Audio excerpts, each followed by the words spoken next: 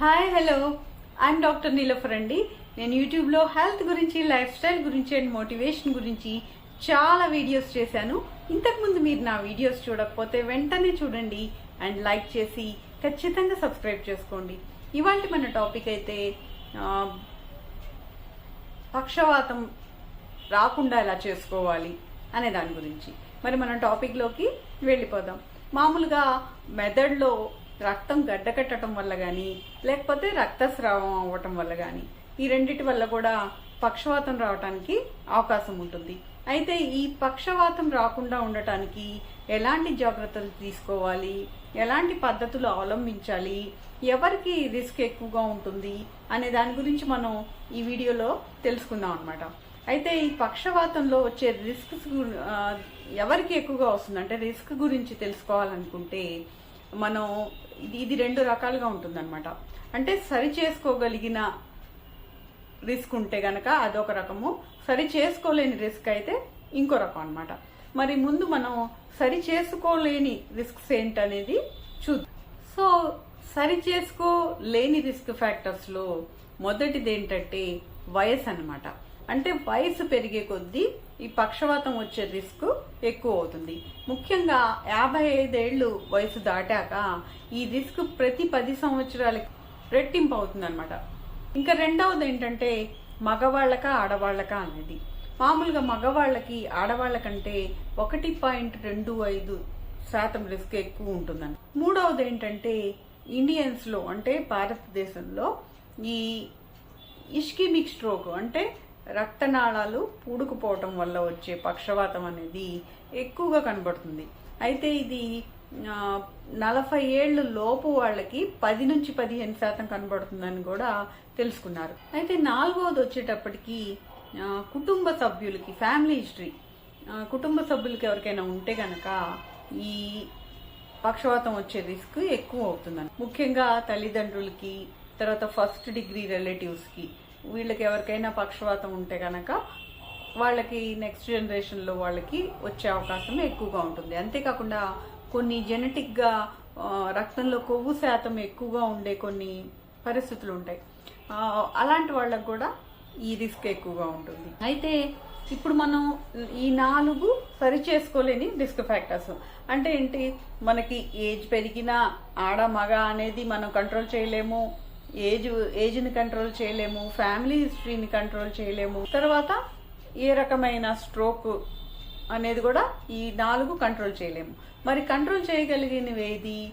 ఒకటి ఏంటంటే రక్తపోటుని కంట్రోల్లో ఉంచుకోవటము. ఇప్పుడు రక్తపోటు ఎక్కువగా ఉండే వాళ్ళలో 70% మందికి ఈ పక్షవాతం వచ్చే అవకాశం ఉందని పరిశోధనలో తేలిందనమాట. మరి రక్తపోటు బాగా కంట్రోల్లో చేసుకున్నప్పుడు ఈ స్ట్రోక్ వచ్చే అవకాశం తగ్గిందని కూడా ఈ ప్రోగ్రెస్ లాంటి కొన్ని స్టడీస్లో తెలిసింది. అంతేకాకుండా ఈ పక్షవాతం ఒకసారి వచ్చాక వాళ్ళకి రక్తపోటు బాగా కంట్రోల్లో పెట్టినా కూడా వాళ్ళకి మళ్ళీ వచ్చే అవకాశం కూడా తగ్గిందని ఈ పరిశోధనలన్నింటిలో తేలిందనమాట. అందుకని రక్తపోటు ఉంటే కనుక దాన్ని బాగా కంట్రోల్లో పెట్టుకుంటే పక్షవాతం వచ్చే రిస్క్ తగ్గుతుంది. ఇది మనం సరి చేసుకోగలం. అయితే రెండవది ఏంటంటే డయాబెటీస్. ఈ డయాబెటీస్ ఉన్నప్పుడు ఈ స్ట్రోక్ వచ్చే రిస్క్ 2 నుంచి 4 రెట్లు ఎక్కువగా ఉందని కనుక్కున్నారనమాట. కాబట్టి డయాబెటీస్ ని కంట్రోల్లో పెట్టుకుంటే ఈ రిస్క్ తగ్గడానికి అవకాశం ఉంటుంది. కానీ కొన్ని స్టడీస్ లో ఏంటంటే డయాబెటీస్ ని బాగా కంట్రోల్లో పెట్టుకున్న స్ట్రోక్ వచ్చే అవకాశం ఉంటుందని అది కూడా కొన్ని పరిశోధనలు చెప్తున్నాయి. మరి మూడోది ఏంటంటే కొలెస్ట్రాల్ అన్నమాట.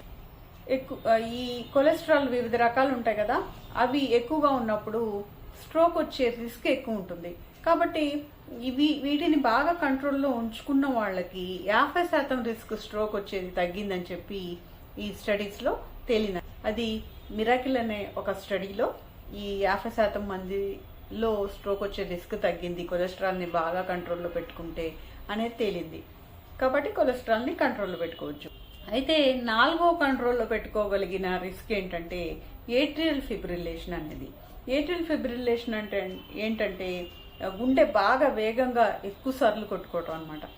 ఇలా ఏట్రియల్ ఫిబ్రిలేషన్ అనేది ఉన్న వాళ్ళలో 5 నుంచి 6 రెట్లు స్ట్రోక్ ఎక్కువగా వచ్చే అవకాశం ఉందని కనుక్కున్నారనమాట.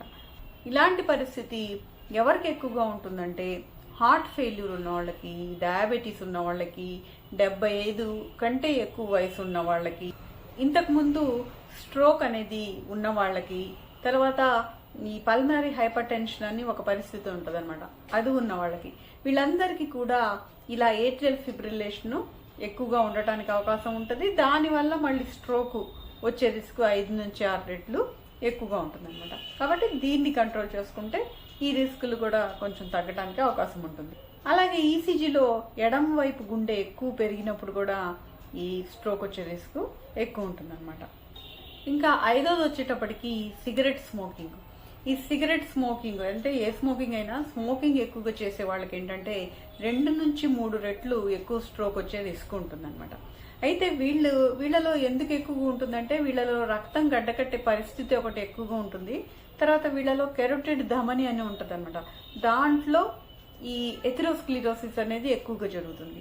అంతేకాకుండా వీళ్ళలో ఏంటంటే రక్తనాళాలు ఎక్కువగా సంకోచిస్తాయి, ముడుచుకుపోతాయి అనమాట. దానివల్ల కూడా ఈ రక్త ప్రసారం తగ్గి స్ట్రోక్ వచ్చే రిస్క్ ఉంటుంది. కాబట్టి సిగరెట్ స్మోకింగ్ మానేస్తే ఈ స్ట్రోక్ని రాకుండా చేసుకోవచ్చు. సో ఇంకో 6వ రిస్క్ ఏంటంటే ఆల్కహాల్ అనేది 1-2 డ్రింక్స్ తీసుకుంటే రిస్క్ తగ్గుతుంది. 1-2 కంటే ఎక్కువ డ్రింక్స్ తీసుకునే వాళ్ళకి స్ట్రోక్ వచ్చే రిస్క్ పెరుగుతుంది అనమాట. అంతేకాకుండా 7వది వచ్చేటప్పటికి ఈ కెరోటిడ్ ధమనిలో ఎథెరోస్క్లిరోసిస్ అని ఇందాక చెప్పాను కదా, సిగరెట్ స్మోకింగ్ వల్ల వస్తుందని. అలాగే అలా కాకుండా వేరే కారణాల వల్ల దేనివల్ల అయినా సరే కెరోటిడ్ ధమనిలో ఈ ఎథెరోస్క్లిరోసిస్ అనే పరిస్థితి ఉన్నప్పుడు కూడా ఈ స్ట్రోక్ వచ్చే రిస్క్ పెరుగుతుంది. సో 8వది వచ్చేటప్పటికి TIA అనే పరిస్థితి, అంటే ట్రాన్సియంట్ ఇష్కిమిక్ అటాక్. దీని గురించిన టాపిక్ కూడా మనకి ఉంది మన ఛానల్లో, అది కూడా చూడండి. ఈ ట్రాన్సియంట్ ఇష్కిమిక్ అటాక్ ఏంటంటే కొంచెం సేపు స్ట్రోక్ వచ్చి మామూలుగా నార్మల్ అయిపోతారనమాట.